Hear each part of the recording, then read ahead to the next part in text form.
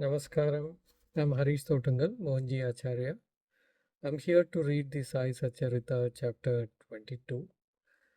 This chapter is also quite interesting and it starts with a question actually.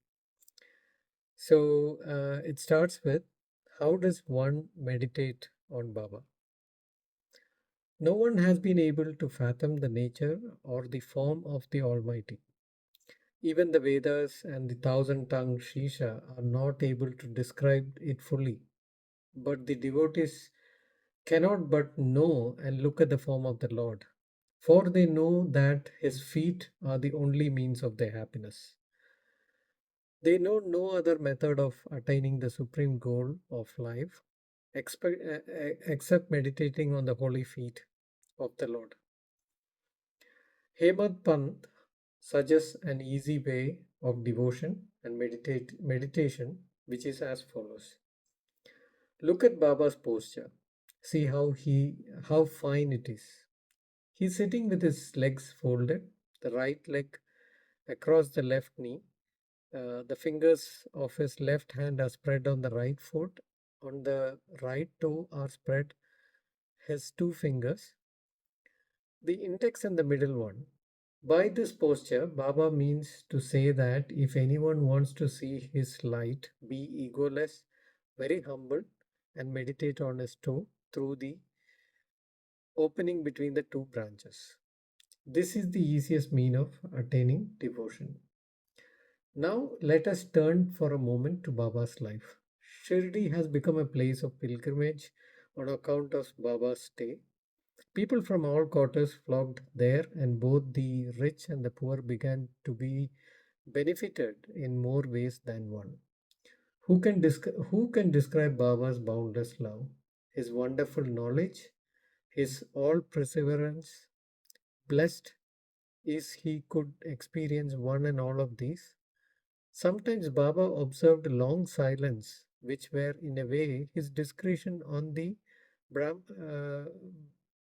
Brahman, and at other times he was conscious bliss incarnate. Sometimes he spoke in parables, and other times indulged in wit and humor.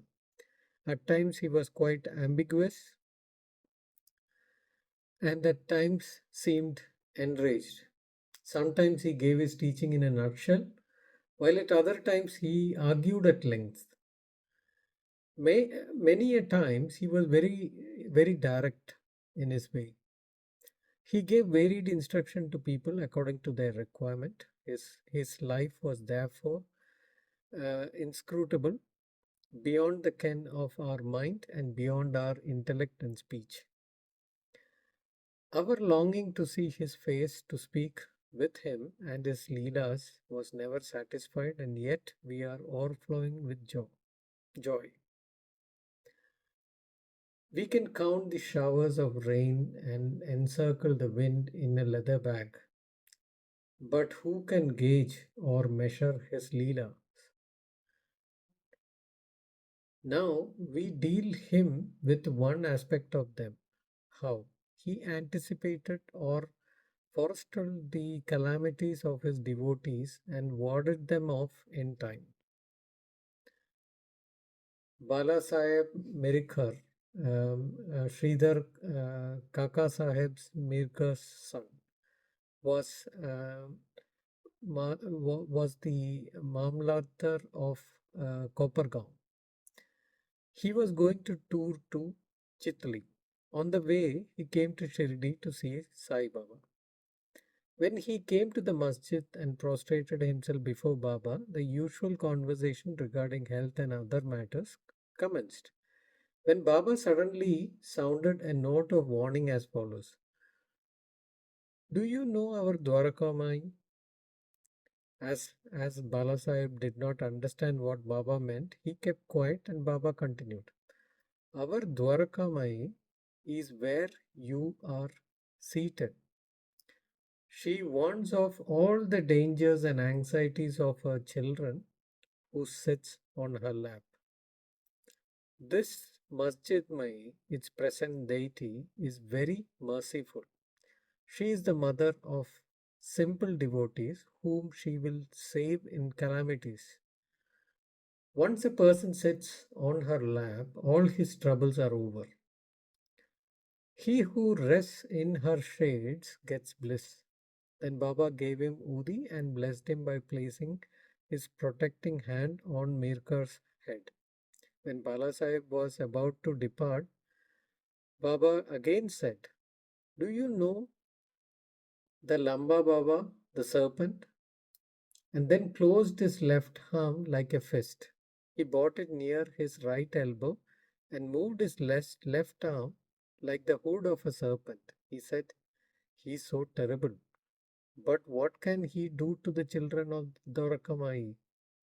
When the Dwarkamai project, what could the serpent possibly do? Everyone who was present there was curious to know the meaning of all this and its reference to Mirkar. But no one had the courage to ask Baba about this. Then Bala Sahib bowed before Baba and left the masjid with Shama. Baba called Shama back and asked him to accompany Bala Sahib and enjoy the Chetli trip. Shama went up to Bala Sahib and told him that he would travel with him. According to Baba's orders, Bala Sahib replied that he need not come as would be inconvenient. Shama returned to Baba and told him that Baba Sahib had said. Baba said, "All right, do not go. We should mean well and do well. Whatever is destined to happen will happen." In the meanwhile, Bala Sahib thought over it again and asked Shama to accompany him. Then Shama went to Baba again and took his leave and left with Bala Sahib in the Tanga. They reached Chitli at 9 a.m. and encamped in the Maruti temple. The office workers had now arrived. So they sat quietly in the temple chatting. Bala Sahib was sitting on a mat reading a newspaper. His Uparani, upper dhoti, was spread across his waist, and on a part of it, a snake was sitting unobserved. It began to move with a rustling sound, which was heard by the peon. He bought a lantern, saw the snake, and raised an alarm. The snake slithered off Mirikar's waist, and it was immediately done to death. Thus, this calamity, which was predicted by Baba, was averted, and Bala Sahib's love for Baba increased immensely.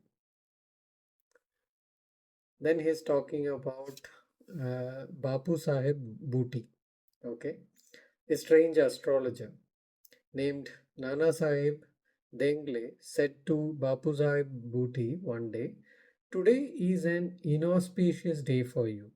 There is a danger for your life." This made Bapu Sahib restless. When Bapu Sahib came to the masjid that day, Baba said to him, "What did this Nana say? He foretells death for you. Well, you need not be afraid. Tell him boldly, let us see how death kills." Then later in the evening, when Bapu Sahib went to relieve himself, he saw a snake. His servant saw it too and lifted a stone to strike at it. Babu Sahib asked him to get a big stick, but before the servant returned with the stick, the snake was seen slithering away and soon disappeared. Bapu Sahib remembered with joy Baba's words of fearlessness. Amir Amir Shakar. There's a story continuing with Amir Shakar. Amir Shakar was a native of the village of Korale. He worked as a commission agent in Bandra and was well known there. He once suffered from rheumatism and which gave him a lot of pain. He was then reminded of God. So he left his business and went to Shirdi and paid to Baba and prayed to Baba to relieve him from his malady. Baba then stationed him in Chavadi which was then a damp, unhealthy place, unfit for such a person. Any other place in the village would have been better for Amir, but Baba's words was the deciding factor and the chief medicine. Baba did not allow him to come to the masjid, but asked him to remain in the chavdi where he got the great advantage of Baba's regular darshan. Baba passed by the chavdi every morning and evening and stayed there overnight. Every alternate day, so Amir received Baba's contact very often. Amir stayed there for a full 9 months, and then somehow or other he had a disgust for the place. So one night he stealthily left the place and came to Kopagaon and stayed in Dharamshala. There he saw an old dying fakir who asked him for water. Amir bought some water and gave it to the fakir. As soon as the fakir drank it, he passed away. Then Amir was in a fix. He thought that if he went and informed authorities, he would be held responsible for the death. As he was the first and the sole informant, he repented leaving Shirdi without Baba's leave and prayed to Baba. He then decided to return to Shirdi that same night and ran back to Shirdi, remembering Baba and chanting Baba's name on the way. Then he lived in the Chavdi in perfect accordance with Baba's wishes and order and was eventually cured. One night, it so happened that Baba cried out at midnight, "Oh Abdul, some devilish creature is dashing against the side of my bed." Abdul came with a lantern and examined Baba's bed but found nothing.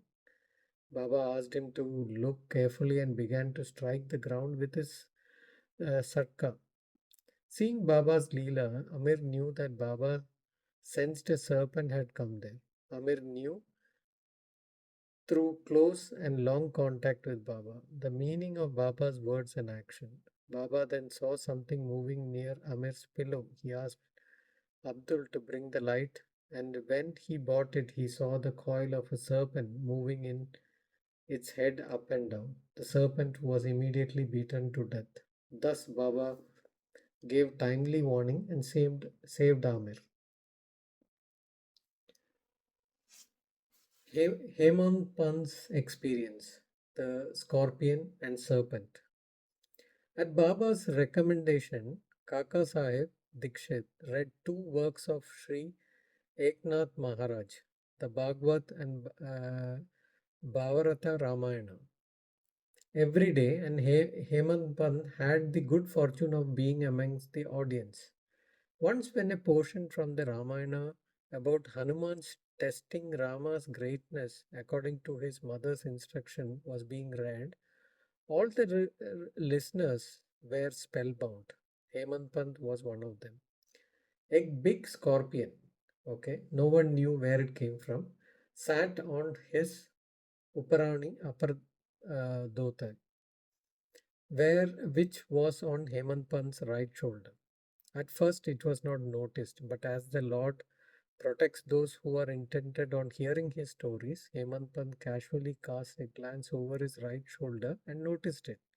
He was dead silent and did not move at all. It seemed as if it too was enjoying the reading. Then, with Lord's grace, Hemant Pant slightly took the two ends of the dhoti, folded over, and closed the scorpion away within. Then he went out and threw it out into the garden.